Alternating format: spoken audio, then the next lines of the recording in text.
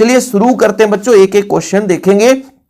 जब भी रस की परिभाषा आ जाए, ठीक है बच्चों, रस की परिभाषा, तो काव्य को पढ़ते सुनते या देखते समय पाठक दर्शक या श्रोतागण को जिस आनंद की अनुभूति होती है रस कहते हैं। और रस के प्रकार में बच्चों एक ही परिभाषा पढ़ना है, सा हृदय के हृदय में। जैसे यहां पे करुण रस है, करुण का स्थायी भाव शोक होता है, तो सा हृदय के हृदय में जब शोक नामक स्थायी भाव का विभाव अनुभव और संचारी भाव से संयोग होता है, वहां पर करुण रस होता है बच्चों, या करुण रस की निष्पत्ति होती है। फिर से समझो, जैसे श्रृंगार रस की परिभाषा आ जाए बच्चों, तो आप कैसे परिभाषा दोगे कि सा हृदय के हृदय में श्रृंगार रस का स्थायी भाव होता है रति, रति नामक स्थायी भाव का विभाव अनुभव और संचारी भाव से संयोग होता है, वहां बच्चों श्रृंगार रस की उत्पत्ति होती है। जैसे वीर रस आ गया बच्चों, तो सा हृदय के हृदय में उत्साह नामक स्थायी भाव का विभाव अनुभव और संचारी भाव से संयोग होता है, वहां वीर रस की उत्पत्ति होती है। मतलब किसी भी रस की परिभाषा देनी है, चाहे वो श्रृंगार रस हो, हास रस हो, करुण रस हो, रौद्र रस हो, वीर रस, भयानक रस, अद्भुत रस, किसी भी रस की परिभाषा देनी है, तो अब बस उसका स्थायी भाव यदि याद है, तो सा हृदय के हृदय में शोक नामक स्थायी भाव का विभाव अनुभव और संचारी भाव से संयोग होता है, वहां करुण रस होता है बच्चों। उदाहरण आपको याद करना पड़ेगा, अभी तो मुकुट बंधा था माथ, हुए कल ही हल्दी के हाथ, हाय रुक गया यही संसार बना सिंदूर अंगार। ये आपका करुण रस हो गया बच्चों।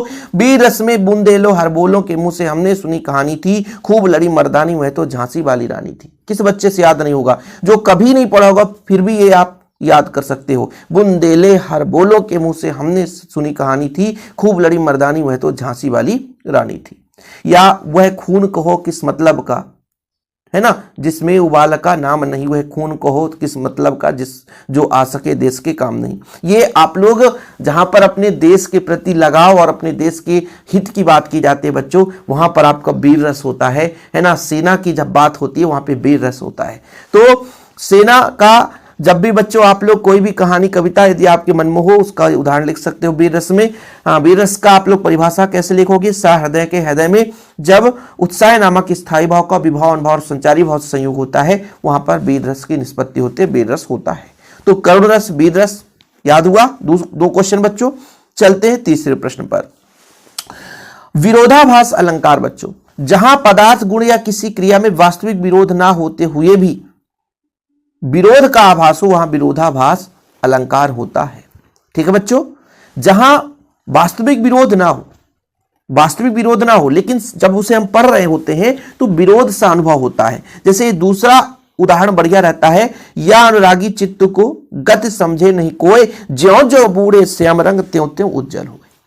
ठीक है, ये उदाहरण बढ़िया है कि जहां पदार्थ गुण या क्रिया में वास्तविक विरोध नहीं है, लेकिन ऐसा लग रहा है कि विरोध हो रहा है बच्चों, वहां पे विरोधाभास अलंकार होता है। ठीक है, जैसे ज्यों ज्यों बूढ़े श्याम रंग, जैसे जैसे काला होता है वैसे वैसे उज्जवल होता जाए।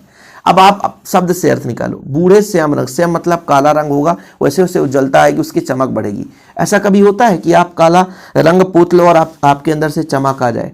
चमक तो नहीं आएगा। तो शब्द से तो लगता है कि भाई ये विरोध हो रहा है, लेकिन यहाँ पर भगवान श्री कृष्ण जी के बारे में बात करें कि उनके श्यामलापन उनके चमक को लाती है ना, उनके शरीर में सुंदरता को लाती है। तो विरोधाभास अलंकार आपसे बन जाना चाहिए। अगला प्रश्न बच्चों, संदेह अलंकार किसे कहते हैं? उदाहरण से समझाइए। ये सारे क्वेश्चन पूछे गए हैं और मैं कई बार रिवीजन भी करा चुका हूं यार, ये क्वेश्चन बार बार देखने को मिलते हैं। तो संदेह मतलब जहां अंत तक संदेह बना रहे, है ना, जब रूप रंग या गुण की समानता के कारण किसी वस्तु को देखकर यह निश्चित ना हो सके कि वही वस्तु है जिसे हम देखना चाहते हैं, तो वहां पे संदेह अलंकार होता है। इसमें अंत तक संशय बना रहता है। साड़ी बीच नारी है कि नारी बीच साड़ी है, यानी मतलब साड़ी की नारी बनी हुई है। आप लोगों ने छीड़ हरण मतलब सुना होगा बच्चों, या कि महाभारत देखे होंगे, जब कौरवों द्वारा अत्याचार किया जाता है ना, छीड़ हरण मतलब साड़ी खींची जाती है बच्चों।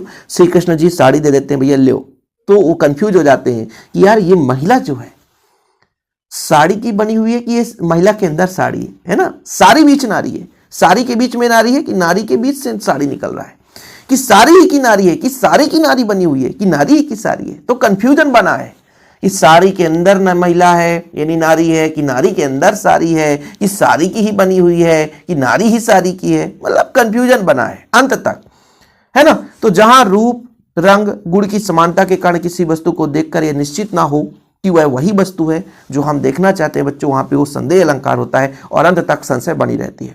सारी बीच नारी है कि नारी बीच सारी है कि सारी ही की नारी है कि नारी ही की सारी है, ये आपको याद रखना। चलो, सोठा छंद बच्चों दोहे का उल्टा होता है और एग्जाम्पल है ना, इसका कई बार पूछा गया है कि, और इसका ऑब्जेक्टिव में भी पूछा जाता है बच्चों कि दोहा का उल्टा कौन सा छंद होता है, तो सोठा होता है। सोठा में बच्चों देखो अर्ध सम्मात्रिक छंद है, दोहे का उल्टा होता है। इसके विषम चरण में बच्चों 11-11 मात्रा होती है, विषम में 11-11, ठीक है, और सम चरण में 13-13। मतलब पहले और तीसरे में विषम की बात करें तो 11-11 मात्राएं होंगी बच्चों, और दूसरे और चौथे चरण में 13-13 मात्रा होगी। जहां सम की बात आ जाएगी वहां पे 13-13 मात्रा हो जाएगी, ठीक है। जो सुमिरत सिद्ध होई गणनायक करिबर बदन, करहु अनुग्रह सोई बुद्धि राशि शुभ गुण सदन। ये बढ़िया है, सबसे बढ़िया उदाहरण यही होता है। जो सुमिरत सिद्ध होई गणनायक करिबर बदन, करहु अनुग्रह सोई बुद्धि राशि शुभ गुण सदन। ठीक बच्चों, 5 प्रश्न हो गए। आगे चलते हैं। ये जो अगला प्रश्न है थोड़ा सा याद करने योग्य वाली प्रश्न है बच्चों, क्योंकि 4 चरण, इसको थोड़ा सा याद करना कठिन रहता है। कवित्व में 4 चरण होते हैं बच्चों, टोटल 31 वर्ण होते हैं, 15 पर वर्णों पर यति होता है, हर चरण में अंतिम वर्ण गुरु होता है। इससे कई ऑब्जेक्टिव पूछे गए हैं। कवित्व में कितने चरण होते हैं, तो 4 चरण होते हैं। कवित्व में कितने वर्ण होते हैं, तो प्रत्येक चरण में 31 वर्ण होते हैं। कितने वर्णों पर यति होता है, तो 15-16 वर्णों पर यति होता है ना। अंतिम चरण में क्या होता है बच्चों, गुरु होता है, ठीक है। भेजे मन भावन की उद्धव के यावन की सुध बज गमन में पावन बजे लगे, कहे रत्नाकर ग्वालिनी की झौरी झौरी दौरी दौर नंद पौरे आवन तवे लगी, उझक उझकी कर कंजनी के पंजनी पे पेखी पेखी छाती, है ना, छती छोहनी छवय लगी, हमको लिखो है हम कहाँ, हमको लिखो है कहाँ, हमको लिखो है कहाँ, कहन समय लगी। तो ये थोड़ा सा टास्क वाली बात है, इसे आप लोगों को याद करना पड़ेगा। तो आप लोग कहोगे सर ये बड़ा कठिन वर्ण है, लेकिन क्या करें, सिलेबस में है तो पढ़ना पड़ेगा। कवित्व छंद महत्वपूर्ण है। अगला प्रश्न बच्चों आपके लिए अभिधा शब्द शक्ति। देखो बच्चों, अभिधा लक्षणा में से एक क्वेश्चन पक्का पूछा जाता है। लक्षणा में क्या होता है बच्चों, लक्षणा में लक्षण समझ में आता है, ठीक है, और अभिधा में सीधे वास्तविक अर्थ निकल कर आ जाता है। जिस शब्द शक्ति से किसी शब्द के प्रचलित या मुख्य अर्थ का बोध हो जाए वो अभिधा शब्द शक्ति होता है। मतलब सीधा सीधा मुख्य अर्थ निकल कर आ जाए, वहां पे अभिधा शब्द शक्ति है। लेकिन जब मुख्य अर्थ का बोध ना हो, किसी अन्य अर्थ का बोध हो, वहां लक्षणा शब्द शक्ति होता है। याद करना बच्चों, शब्द शक्ति कितने प्रकार के हैं आप लोगों को बताना है। मैंने कई बार रिवीजन कराया है, और अभी आप लोग कमेंट बॉक्स में बताना है शब्द शक्ति कितने प्रकार के होते हैं।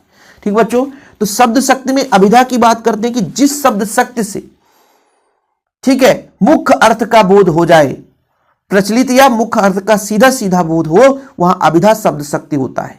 जैसे अपना घर सबको प्यारा है, भैया सीधा सीधा अर्थ निकल कर आ रहा है कि हाँ भैया हमारा घर हमको प्यारा ही है। राम के पिताजी बीमार है, अयोध्या राजा दशरथ, है ना, अयोध्या के राजा दशरथ थे। ये सीधा सीधा अर्थ है कि हाँ भैया अयोध्या के राजा दशरथ थे। सीधा निष्कर्ष निकल रहा है, सीधा अर्थ निकल रहा है, प्रचलित या मुख्य अर्थ का बोध हो रहा है। लेकिन जब लक्षणा की बात आ जाती है बच्चों, तो जिस शब्द शक्ति से प्रचलित अर्थ या मुख्य अर्थ का बोध ना होकर उससे संबंधित अन्य अर्थ का बोध हो जाए, उसे लक्षणा शब्द शक्ति कहते हैं। अन्य खूब लड़ी मर्दानी में तो झांसी वाली रानी थी। यहां पर बच्चों झांसी वाली रानी का मतलब क्या है, झांसी वाली रानी का मतलब बच्चों यहां पर रानी लक्ष्मीबाई के बारे में बात की जा रही है। रानी लक्ष्मीबाई के बारे में यहां पर तीसरे अर्थ का बोध हो रहा है। खूब लड़ी मर्दानी में तो झांसी वाली रानी, शेर बनराज कहलाता है, ठीक है। अब देखो उदाहरण है, वह शेर है, वह लड़का गधा है। अब बताओ वह लड़का गधा है, तो लड़का तो गधा नहीं होता है ना। इसमें अर्थ ही निकल रहा है कि वो पढ़ने में सक्षम नहीं है। तो तीसरा अर्थ वास्तविक अर्थ ना होकर के इसके गौण अर्थ प्राप्त हो, है ना, मुख्य अर्थ प्राप्त होकर संबंधित अन्य अर्थ का बोध होता है, इसलिए लक्षणा शब्द शक्ति होता है। ठीक है बच्चों, चलो सारा घर मेला देखने गया है। अब सारा घर तो नहीं जाएगा, घर तो जाएंगे नहीं, मतलब लोग जाएंगे। तुम्हें चुल्लू भर पानी में डूब मरना है, कभी कोई चुल्लू भर पानी में डूब मरेगा नहीं। पर इसका निष्कर्ष यही है कि भाई तुम्हें कुछ नहीं आता जाता है तो तुम्हारा जीवन खत्म है, तो लक्षणा शब्द शक्ति हो जाता है। देखो बच्चों, ये प्रश्न पूछे गए कई बार, ईश्वर के अनेकों नाम है, तो इसका शुद्ध होगा ईश्वर के अनेक नाम है। मुझे केवल मात्र 20 रुपए दीजिए, तो मुझे मात्र 20 रुपए दीजिए, तो ये शुद्धि करके लिखना है। और मैं इसलिए करा रहा हूं ताकि भाई साहब क्वेश्चन जो पूछे गए हैं कहीं भी रिपीट हो जाए तो आपसे बनना चाहिए। इसके बाद अगला प्रश्न, मोहन पुस्तक पढ़ रही है, कभी हो सकता है मोहन लड़का है तो मोहन पुस्तक पढ़ रहा है। जंगल में शेर चिंघाड़ते हैं, चिंघाड़ते नहीं दहाड़ते हैं, तो जंगल में शेर दहाड़ने लगा। ठीक है बच्चों, चलो इसमें बनाना था लता गा रही है, प्रश्नवाचक बनाना है, तो क्या लता गा रही है? आदमी का हवा में उड़ना कठिन है, बिना अर्थ बदले नकारात्मक। तो भाई उड़ना कठिन है, कठिन बोल रहा है ना, और नकारात्मक बनाना है तो सरल नहीं है, तो आदमी का हवा में उड़ना सरल नहीं है, तो नकारात्मक भी रहे और अर्थ भी ना बदले। शिरीष के वृक्ष बड़े छायादार होते हैं, क्या शिरीष के वृक्ष बड़े छायादार होते हैं? ठीक है, ऐसा 15 वर्ष बीत गए हैं, 20वें बाद, अरे 15 वर्ष बीत गए, चलो ठीक है बच्चों, कोई बात नहीं है। आगे चलते हैं निपात शब्द, इसे आप यूं आसानी से बता सकते हो निपात शब्द।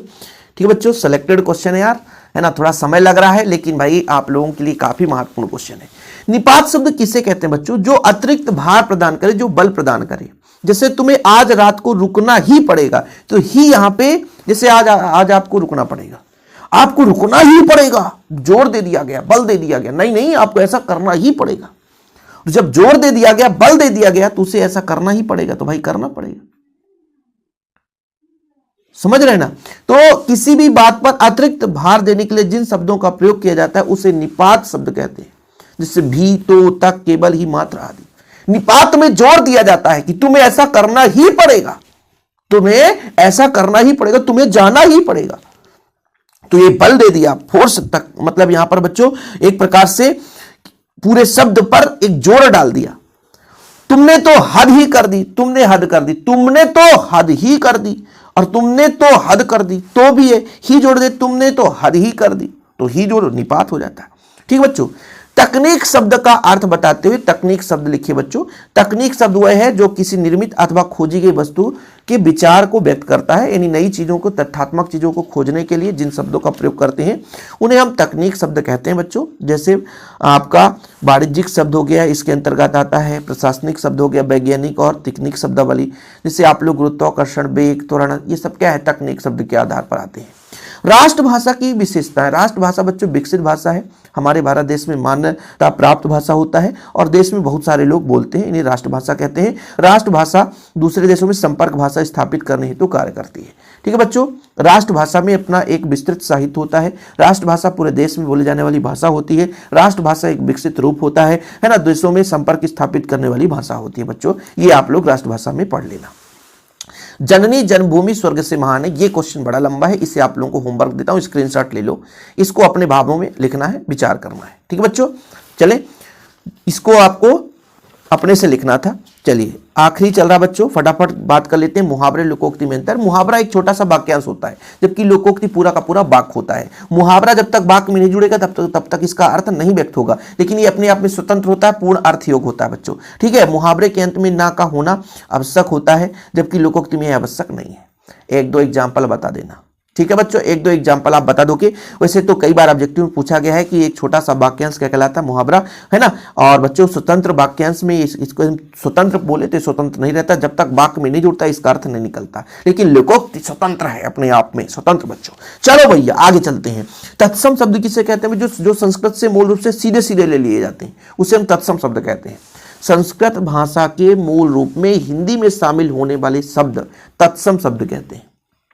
क्या समझ में आया कि सीधे संस्कृत का शब्द सीधा उठा ले, जैसे सूर्य एक तत्सम शब्द है, सीधे संस्कृत का शब्द हमने उठा लिया, अच्छी, ये तत्सम शब्द है। लेकिन जब संस्कृत भाषा से उत्पन्न किंतु मूल रूप से कुछ परिवर्तित होकर हिंदी भाषा में शामिल किया जाता है उसे तद्भव भाषा कहते हैं। यानी ज्यों का त्यों जब लिया जाता है, संस्कृत का ज्यों का त्यों उठा लेते हैं तो आपका वो तत्सम शब्द कहला जाता है। लेकिन जब थोड़ा सा परिवर्तन करके लाया जाता है बच्चों तो आपका तद्भव शब्द हो जाता है। क्या हो जाता है बच्चों? तद्भव शब्द हो जाता है। किसी को कोई प्रॉब्लम? तो यदि तत्सम शब्द और तद्भव शब्द आएगा तो किसी बच्चे को कोई प्रॉब्लम तो नहीं होगी। बताओ कि संस्कृत से जो रूबरू उठा लिया जाता है, मूल रूप से सीधे शामिल कर लिया जाता है हिंदी में, तो तत्सम शब्द होता है। लेकिन जब संस्कृत भाषा का कुछ अर्थ बदल करके हिंदी में रूपांतरित होकर के शब्द लिया जाता है उसे तद्भव शब्द कहते हैं।